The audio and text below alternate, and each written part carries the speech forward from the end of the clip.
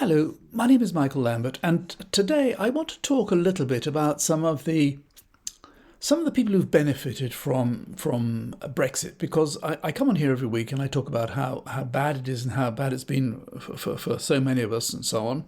But I think there are a lot of people who have really benefited from Brexit and who stand to benefit in the future a great deal. And so I thought, only as a matter of fairness and balance, that I should talk about them for once. Before I do that, though, just a couple of things.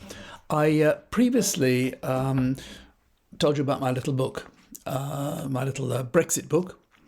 The initial run was all sold out, but it's now, Christmas is coming. It's a perfect stocking filler.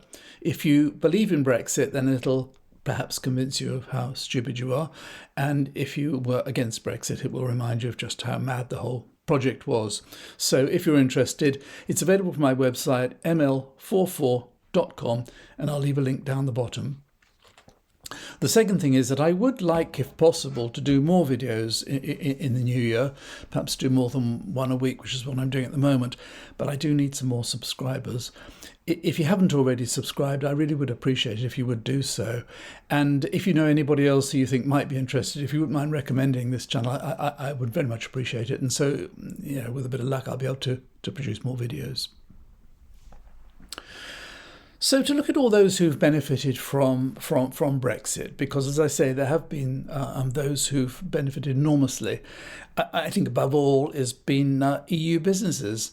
The fact that small and medium-sized UK companies no longer export to the EU, so they've been replaced by so many European companies. And even for medium-sized companies, it's very, very difficult to export to the EU.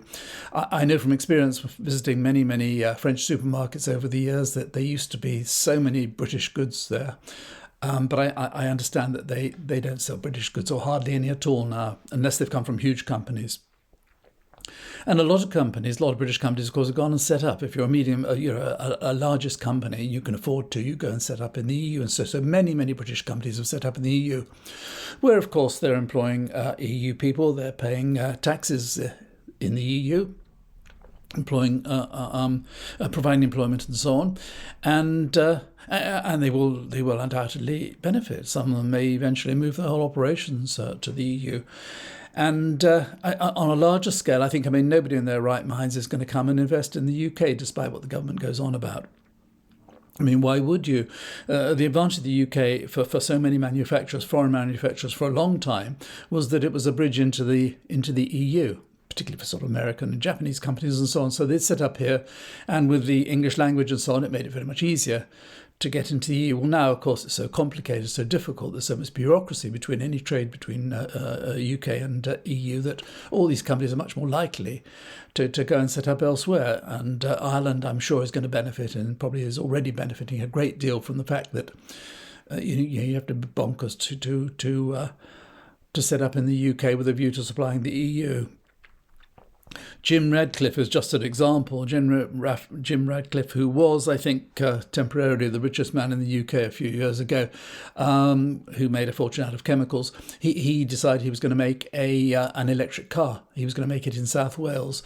But I think despite being very, very keen on Brexit, I think he decided it would be wiser to make it in France. So he's making it in France. So that's one car company that might have been one of the very few British car companies, which is now going to become a French car company.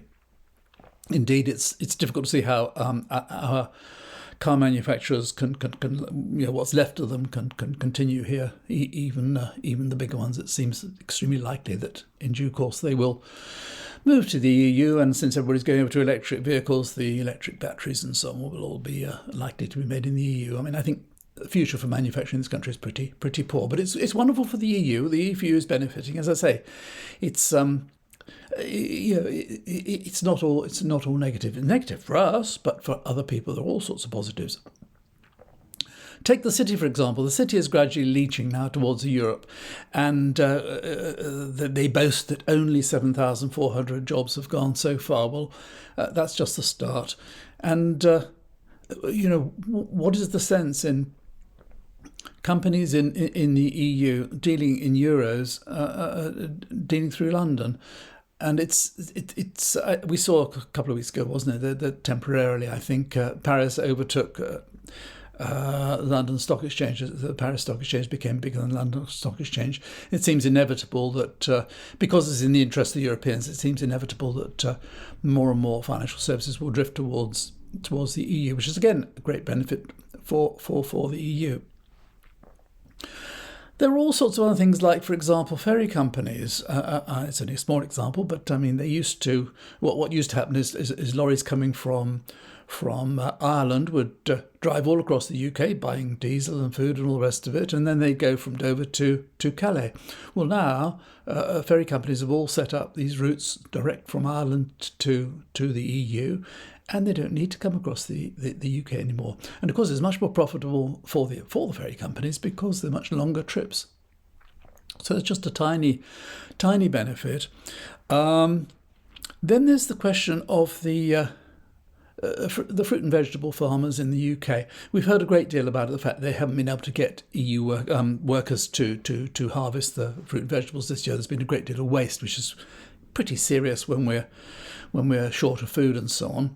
And it seems, there's an article in The Guardian today, funny enough, it seems that what we're doing, or what they're doing, is they're bringing people from Vietnam and Indonesia on 6 months temporary visas. And of course, this is it's one of the things we can do now because we've broken free from the EU, and EU regulations do not apply. And so a lot of these people are being exploited. A lot of these people are paying a lot of money. People coming from these poorer countries, the other side of the world, paying a lot of money for their airfares. They're getting here and having to pay for a visa and so on. And they're finding perhaps there isn't enough work, or some of them are finding that they're not paid as much as they would promised they were going to be paid and so on. And so that's creating a lot of problems. And some of these people, apparently, they haven't got the money to go home, so they end up just drifting into the black economy in this country. And I think that's something else that's really, really benefited from Brexit. The black economy, I think it's absolutely booming at the moment. So many of these people coming across the channel in these little boats. I mean, they're all, whilst they're waiting years and years and years for what is usually granted, permissions to remain, which is usually granted, in the meantime, they were in the black economy. And once you get into the black economy, well, of course, you're liable to stay there, whether you get permission to stay or not. And there are other people who benefited. For example, the water companies. I mean, look at how they benefited. I mean, it's terrific. Water companies, incidentally, are 70% owned by foreigners. People in Australia, in America, in the Middle East, all over the world, people own our water companies.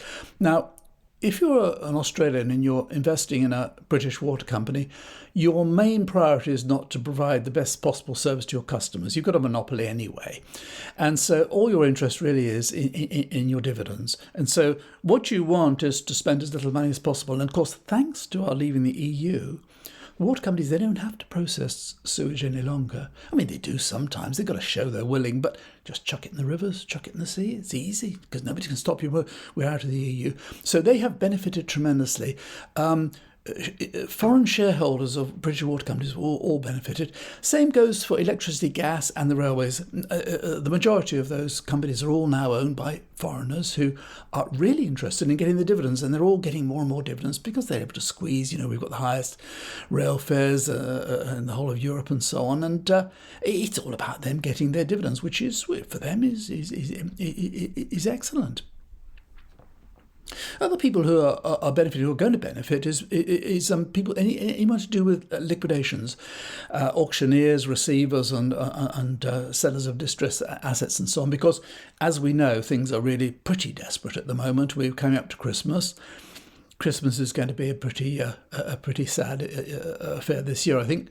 But a pretty down market affair. And then after Christmas, we've got January and February, and lots of businesses, bars, cafes, restaurants, gyms, and all these sort of leisure places that depend on discretionary spending, where nobody's got any money to spend anyway, are going to start going bust. And so there's going to be a huge I think, boom in liquidations and so on. So all those companies are going to do very well. And also, what is also likely to happen, I think, is that a lot of people are going to have trouble paying their mortgages next year because of the cost of living crisis, and meaning everything is more expensive, and mortgage rates, interest rates are going up, and so on. And so quite a lot of people are going to start losing their houses. And I think what's going to happen is what is already happening in America is that all these big investment companies, particularly American companies, will come here and they'll say, all these houses being repossessed. The people who repossess houses, all they're interested in just getting rid of them as quickly as possible. They're not interested in getting the best price or anything, just get rid of them. And so these big American investment companies, and perhaps from other countries, I don't know, are going to come and snap up all these houses and then rent them back to us. So what we're going to go from, we're going to move more away from home ownership to eternal renting. So we're going to be becoming societies where everybody is renting, it would seem.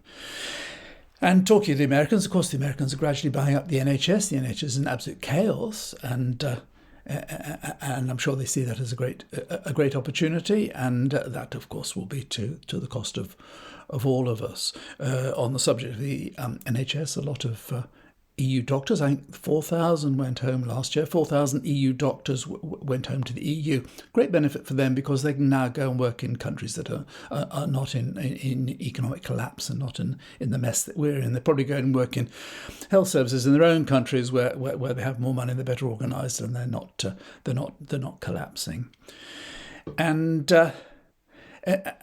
And again, with all these businesses getting into trouble, for foreign investors to come and just cherry pick is going to be an absolute field day. So lots and lots and lots and lots of people are benefiting from Brexit enormously. Unfortunately, we're not benefiting at all because no one has yet identified any benefit at all, apart from Jacob Rees-Mogg, who thought it was a good idea to repaint the signs inside the Dartford Tunnel, and that he found out that we could have more powerful vacuum cleaners. And talking of Rees-Mogg, by the way, he has a partner in his business, Somerset Capital Management. Although I think he's stepped down since he became a minister. He has a partner, a guy called Dominic Johnson, and well, as you know, you probably know. Rees-Mogg was a big supporter of Liz Truss, and so I'm not saying there's any connection here whatsoever, but as soon as Liz Truss became Prime Minister, when she started on her outstanding premiership, she made Rees-Mogg's partner a lord. You make it a lord for being friend of or partner of Rees-Mogg. And mind you, becoming a lord now, once upon a time, to become a lord, you had to do something. You had to be really distinguished. You had to achieve something. You had to have something to contribute. But nowadays, you just need to be a friend of the Prime Minister, or if you've got a nice house that your Prime Minister wants to stay in, like Zach Goldsmith, well, you can make him a lord.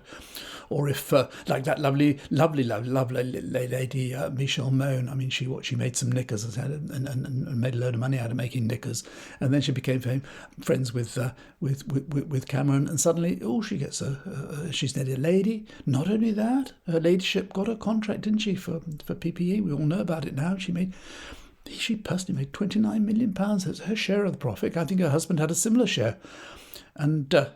As I say, that's how the House of Lords is these days. Anyway, this Dominic Johnson, Rees-Mogg's partner, got in the House of Lords. Sunak came in right away and sacked him because I think there was some question about whether or not he declared all his interests or something. And within 3 weeks, he's reappointed back in the Lords. So obviously, Rees-Mogg must have had very, very stiff words with Sunak, and he must have decide to behave himself and reappoint him. But it just shows how, if you've got the right connections, well, you can do almost anything. And I suppose the final thing in which the final benefit, which applies to the benefit the whole world can enjoy, is the entertainment value. We have now for the last 6 years, and particularly the last 2 years, provided the whole world with entertainment, because never ever can any government have been so chaotic, so incompetent, so stupid, and so absolutely crazy. This monumental, catastrophic act of self-harm that that we're experiencing at the moment, with politicians on both sides doing their very, very best to proceed with it, despite the fact that it's an absolute disaster, is entertaining the whole world. You know, we gave the world Fawlty Towers, and we gave them Blackadder and The Office, and at least presumably the companies that made those programs got some money out of it. But now we're giving free entertainment to the whole world. So as I say, a lot of the world is benefiting greatly from Brexit, but sadly, it's all at our expense. But never mind, Keir Starmer's going to he's going to make it all work. He's going to make Brexit work. And I did want to just say a little bit about that, because in the time that I've been making these videos, I'm getting these days about 1,000 comments per video. Vast majority are positive and interesting and really, really great comments sometimes. I would love to reply to them all, but I just don't have the time, so I don't reply to any of them. But whenever I mention, I think the most hostile comments I ever got was when I mentioned that I thought Corbyn would have been a lousy Prime Minister, and then I got masses and masses of people saying that his socialist paradise would have been, you know, well, just that, paradise. But if ever I'm critical of Starmer, I get a number of negative comments, and I really want to take this opportunity to say again, I just don't understand what he's doing. I just really do not understand what he's doing. He seems terrified of criticising Brexit in any way whatsoever, and this plan, this idea. To stick with it, to be even. He's even more pro-Brexit than the Tories are, and when it is such an obvious disaster, when absolutely everybody can see it's such a disaster, and when we can see that things are getting worse and worse, and when we know that after Christmas we're going to be in real big trouble. If we think things are difficult now, wait till January, February. And at the same time, he's on and on with it, so absolutely adamant that we should not in any way try to get back closer to the EU in terms of rejoining the customs union, single market. And he said last week, he said, I'll quote from what he said, I've got it here: "Freedom of movement is a red line for me. It was part of the deal of being in the EU, but since we left, I've been clear it won't come back under my government." It's perfectly unequivocal, absolutely definite, absolutely final. And why? Why does he have to say this? All he had to do all along was to say nothing. Just keep his powder dry. And in the meantime, attack the Tories. He can't attack the Tories. He can't attack the government for anything at all to do with Brexit or the consequences of Brexit, because he's behind them. And it's all this idea that he's trying to not upset this tiny, shrinking little minority of people who voted for Brexit and who voted Conservative at the last election, who he thinks he needs to win the next election. And so this thing about saying he doesn't, apparently the plan is he doesn't mean this freedom movement is a red line, he's just saying that. What utter nonsense. And I'm sorry to say, there's no alternative, so I presume he's going to win the next election. But I think, frankly, with his attitude, if he does win the next election, it's just going to be more the same. There are 5 words I can say to Starmer, and they are Cameron, May, Johnson, Truss, and Sunak. They've all fallen on Brexit, or Sunak will sooner or later, because he's obviously useless. And yet he wants to make a go of it. I just don't know. I think the idea that this is all some clever plan for the future is just nonsense. I don't agree with it. I know that will probably provoke a lot of people to comment, say I don't know what I'm talking about, and that it's all a clever plan. But I don't. I just don't see it. So anyway, that's all I've got to say for today. If you've watched this far, thank you very much for watching. If I could just once more remind you about my little book. And until next time, bye for now.